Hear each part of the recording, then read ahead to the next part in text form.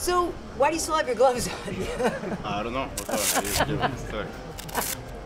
How do you feel about your victory tonight? I feel good. I feel very good, Mike Swick is a veteran, a guy who's been around in the sport since the first time fighter, and it was a good victory for me. Do you feel bad spoiling his return at all? Sorry? Do you feel bad spoiling his return? No way.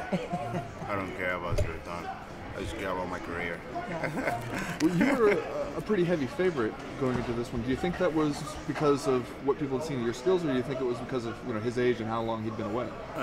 I don't know actually. I didn't check the odds. I never checked those stuff. I didn't know if I was a favorite or not. Like I just know now, and I don't know. I guess a lot of people believe what I can bring to the table.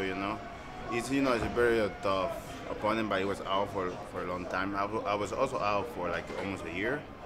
But a lot of people believe, I can bring something to the table. Some people like to call you Mini Hector or a Little Lombard. Do you? How do you feel about that comparison? I don't really care, I'm Dominican. I'm Ali Garcia. I'm not Lombard. Sometimes people confuse me with Thiago. Sometimes I feel like I'm not trying to be anybody. I'm trying to be myself, and that's it. Did he hurt you with anything in there? He got me with right hand. Yeah, he got me. I didn't saw I think in the third round, in the middle of the third round, he was moving and he got me with right hand. It was the only thing I felt like he hurt. He didn't hurt me, but he stopped me a little bit. I didn't saw it coming, and then he landed pretty well. Did this fight feel any different with the size of the crowd, sort of the vibe in the arena being so much greater than other events? I don't know why, but I do better when the car is a big event, bigger car. I feel like I do better, And with UFC 171, there was the same thing. The first, I think it was Lawler versus Henry. The first one, there was a pretty big crowd in Texas, and I also did well. I went to the 2 round as well, and against Sean Spencer. I feel like for me, when the bigger the car, the better I perform. Fighting a guy who's been off for 30 months, you never know what to expect out of him. So yeah. When Mike came out, did he fight as you expected him to fight? Was there something different about him? I wasn't looking for what he's gonna bring to the table. I was just, I was in my own zone. I would make him to fight my fight in my own pace, and I wasn't looking. I was starting him a little bit, but not too much because he was out for a long time. He can be a totally different fighter, and I was just gonna go there and react and be calm, and look. Everything was going to throw at me. It's nothing different, I'm being in the sport for over 6 years. I think I've seen a lot in the sport, so it's always the same thing, jab, punch, right hand, take down. There's nothing different. You have to be able to learn how to counterattack that and make your game plan.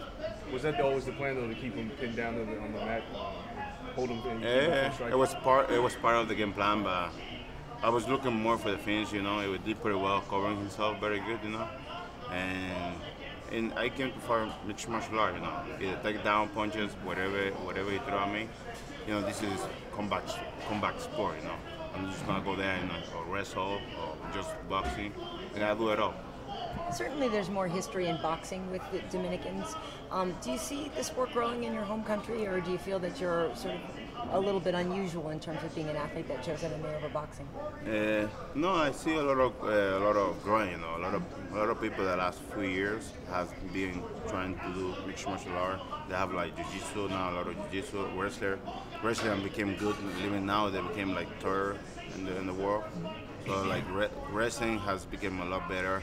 And jiu-jitsu as well, we have one guy in the heavyweight division, like representing jiu-jitsu. In the last 2 years, a lot of young athletes start training mixed martial art, and they look more because now they promote more the sport around the island, and a lot of people recognize me more now. Yeah, I believe in the next 2-3 years more, we definitely can have more athletes from the Dominican Republic.